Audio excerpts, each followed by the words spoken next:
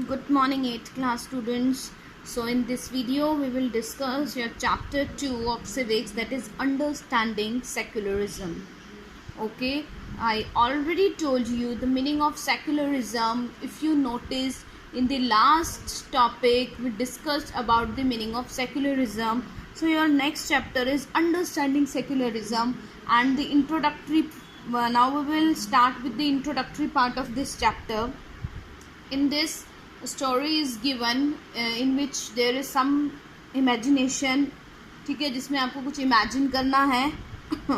Like imagine yourself as a Hindu or Muslim living in the part of USA where Christian fundamentalism is very powerful. आप imagine करिए कि आप हिंदू हैं या मुस्लिम हैं जो यूएसए में रहते हैं और वहाँ पे सबसे ज़्यादा पावरफुल यानी कि मेजॉरिटी में जो रिलीजन फॉलो होता है वो क्या है, आपका Christian.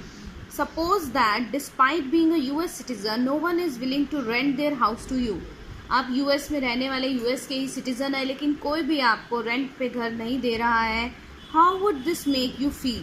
Would it not make you feel resentful? आपको कैसा लगेगा? क्या आप दुखी नहीं होंगे ये सब सुन के? What if you decided to complain against this discrimination and was told to go back to India? आप कंप्लेन करने के लिए जाते हैं और आपको कहा जाता है कि आप क्या करें, आप जो है वापस इंडिया चले जाइए. Would it not make you feel angry? क्या आप इससे एंग्री, गुस्सा नहीं होंगे? Your anger could take two forms.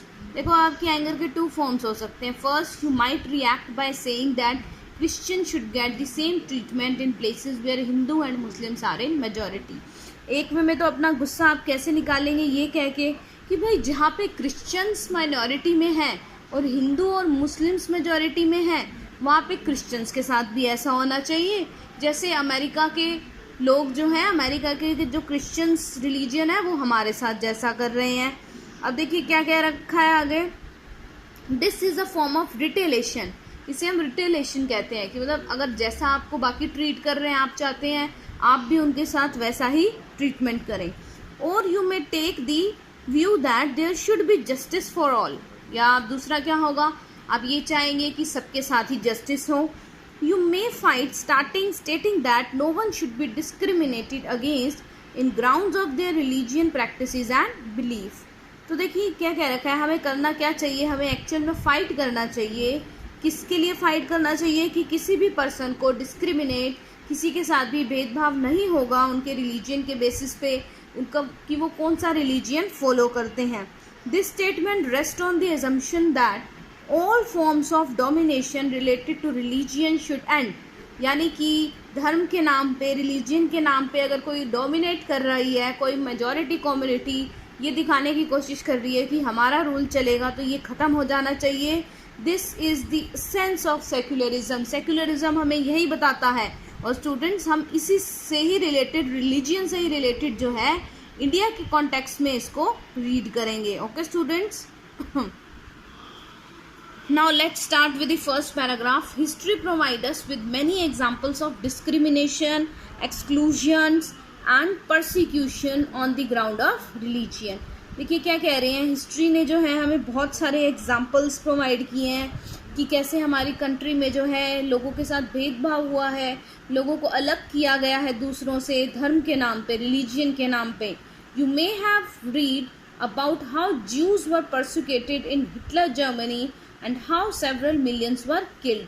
देखिए आपने हिस्ट्री में जो है आपने रीड किया होगा 7th क्लास में कि कैसे जो है ज्यूज को परसिक्यूटेड यानी ज्यूज को जो है बिल्कुल अलग एलियन समझा जाता था, उनके साथ डिस्क्रिमिनेशन होती थी जर्मनी में. Now, however, the Jewish state of Israel treats its own Muslim and Christian minorities quietly bad. In Saudi Arabia, अगर हम बात करें सऊदी अरेबिया की तो वहाँ पे नॉन मुस्लिम्स जो हैं उन्हें अलाउड भी नहीं है कि वो टेम्पल बना सकें या चर्च बना सकें. And NOR can they gather in a public place for prayer. तो देखिए ये क्या है, आप ये क्या कहेंगे, ये डिस्क्रिमिनेशन ही तो है. अगर आप हिंदू हैं और आप सऊदी अरेबिया में जाके रहते हैं, इट मीन्स आप नॉन मुस्लिम हुए ना. नॉन मुस्लिम मीन्स जो मुस्लिम नहीं है, और आप वहाँ कोई टेम्पल नहीं है और आप चाहते हैं कि आसपास कोई टेम्पल बने या आप प्रेयर में जाना चाहते हैं तो आपको आप अलाउ भी नहीं करेगा कोई आपको. What is this? कि आपके साथ भेदभाव हो रहा है, डिस्क्रिमिनेशन हो रहा है। क्यों? क्योंकि आपका रिलीजियन डिफरेंट है, आपका धर्म अलग है। In all of the above examples, members of one religion community either persecute और discriminate का एक ही मीनिंग है।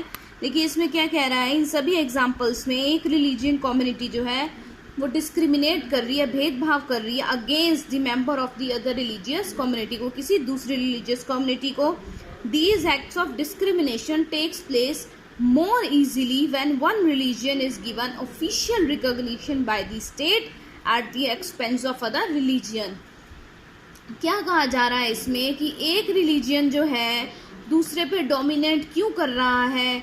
रीज़न उसका ये है डोमिनेट करने का, क्योंकि उस रिलीजियन को गवर्नमेंट ने, स्टेट ने ऑफिशियली ऐसा रिकग्नाइजेशन, मतलब उसको अधिकार दिया है ऐसा कि आपके पास, आप जिस रिलीजन को फॉलो कर रहे हैं उसके पास राइट ज़्यादा है और जो दूसरा रिलीजन फॉलो कर रहा है उसके पास राइट कम है। इट मीन्स गवर्नमेंट ने ही उनको ये राइट दिया है ना। Clearly no one would wish to be discriminated against because of their religion nor dominated by another religion. अगर मैं बात करूँ तो कोई नहीं चाहता कि उसके साथ भेदभाव हो उसके रिलीजियन के बेसिस पे, ना वो ये चाहेगा कि कोई दूसरा रिलीजियन उसको डोमिनेट करे। ओके स्टूडेंट्स, इन इंडिया देखिए क्या कह रहा है, in India can the state discriminate against citizens on the ground of religion. क्या आपने इंडिया में भी देखा है कि किसी पर्टिकुलर स्टेट में ऐसा कि लोगों के साथ भेदभाव हो रहा हो रिलीजियन के बेसिस पे? कि जैसे अगर आप हरियाणा में रहते हैं, सपोज आप सोच रहे हैं कि आप शिफ्ट कर लें साउथ साइड में केरला में, और आप फॉलो करते हैं रिलीजियन हिंदू, तो क्या आपके साथ सेम बिहेवियर होगा आप केरला में जाएंगे तो? अब हम इसी के बारे में ही डिस्कस करेंगे। देखिए कि इंडियन कॉन्स्टिट्यूशन जो है वो सेक्युलरिज्म को कैसे डिफाइन करता है। नेक्स्ट देखिए, इसमें next topic is your what is secularism. In the previous chapter you read about how the Indian Constitution contains fundamental rights that protect us against state power as well as against the tyranny of the majority। देखिए previous chapter में हमने ये पढ़ा कि हमारे Indian constitution ने कितने सारे फंडामेंटल राइट्स जो है हमें प्रोवाइड किए। वो फंडामेंटल राइट्स क्या करते हैं? हमें सेफ गार्ड, हमें सेफ्टी प्रोवाइड करते हैं कि कोई भी स्टेट, कोई भी हमारा लीडर जो है अपनी पावर का मिसयूज़ नहीं कर सकता, या कोई भी मेजॉरिटी जो है वो माइनॉरिटी पे फोर्स नहीं कर सकती है।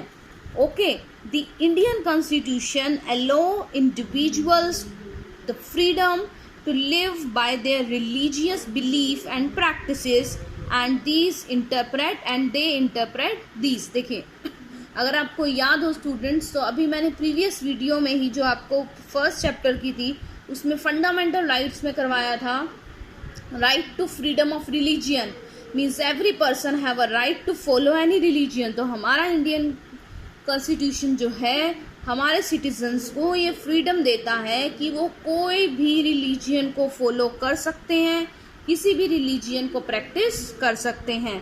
In keeping with this idea of religious freedom for all, India also adopted a strategy of separating the power of religion and the power of the state। देखिए इसी को ध्यान में रखते हुए हमारे इंडिया में एक स्ट्रेटजी अडॉप्ट की है। वो क्या है कि रिलीजियन को और स्टेट की पावर को अलग अलग रखो। कोई भी पर्टिकुलर स्टेट में कोई रिलीजियन फॉलो नहीं होना चाहिए। ऐसा नहीं होना चाहिए कि पंजाब में जो है आप कहें कि उसमें सिख रिलीजियन जो है वो फॉलो किया जाए, जो सिख रिलीजन को फॉलो करने वाले लोग हैं वही रहेंगे, या पर्टिकुलर किसी एरिया में सिर्फ आपके जो है हिंदू रिलीजन को या जैनिज्म को फॉलो करने वाले ही रहेंगे। ऐसा हमारी कंट्री इंडियन कॉन्स्टिट्यूशन में कुछ स्टेट नहीं करती है। स्टेट की पावर को अलग रखा गया है और रिलीजियन को अलग रखा गया है। सेक्युलरिज्म की देखिए डेफिनेशन यहाँ है, secularism refers to this separation of religion from the state. या आप क्या कह सकते हैं, secularism means separation of power of religion and state. जहाँ पे रिलीजियन की पावर और स्टेट की पावर को अलग अलग रखा जाता है वो आपकी सेक्युलर स्टेट है।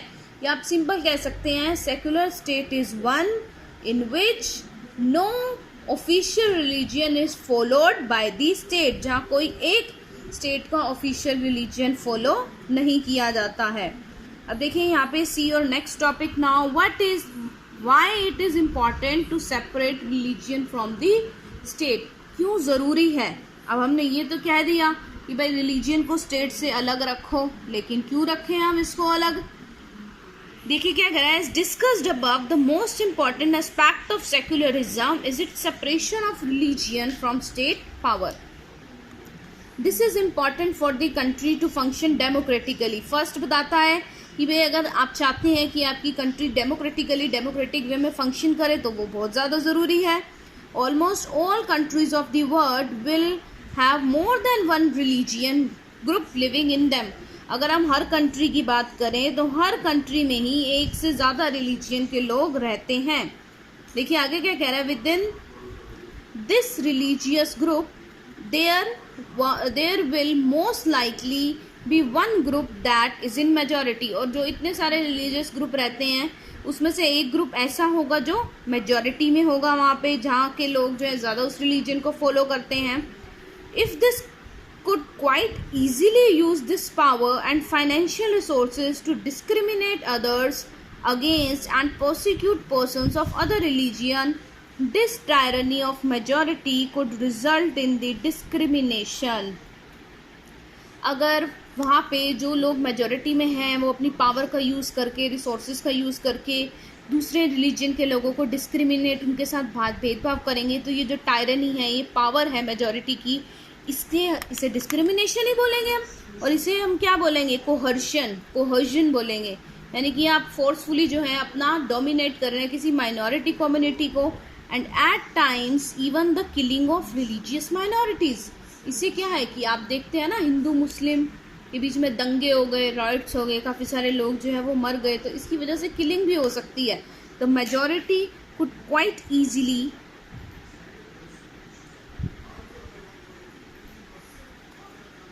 Okay, next is the majority could quite easily prevent minorities from practicing their religion। अगर उनको पावर दे दी जाएगी तो जो मेजॉरिटी है वो माइनॉरिटी को उनका रिलीजन फॉलो करने ही नहीं देगी। Any rights that the democratic country guarantees to each and every citizen irrespective of their religion।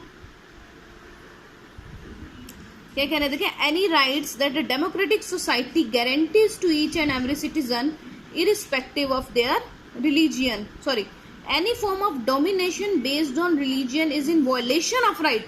अगर रिलीजन के बेसिस पे कोई भेदभाव कर रहा है तो ये तो आपका राइट वायलेट हो रहा है, क्योंकि हमारा तो राइट है कि हम कोई भी रिलीजन को फॉलो कर सकते हैं। Therefore the tyranny of majority and the violation of fundamental rights that can result in one reason. तो ये आपका पहला रीज़न है कि स्टेट को हम क्यों सेपरेट करें रिलीजियन से, क्योंकि ये जो टायरनी है, अगर हम उन्हें दे देंगे ये राइट तो वो अपनी पावर का, मेजॉरिटी जो है वो अपनी पावर का मिसयूज़ करेगी, और जो हमारा फंडामेंटल राइट है उसे वॉयलेट का मतलब है उसको जो है गलत तरीके से उसका यूज़ करेगी। और क्या करेगी कि जो मेजॉरिटी है वो माइनॉरिटी पे डोमिनेट करेगी और उन्हें उनका रिलीजन फॉलो नहीं करने देगी, तो प्रॉब्लम क्रिएट हो जाएगी। इसलिए हमें स्टेट को जो है रिलीजियन से अलग रखना है। So this is the topic, okay, जो अभी तक हमने डिस्कस किया है। I am also giving you an assignment based on this, complete your assignment.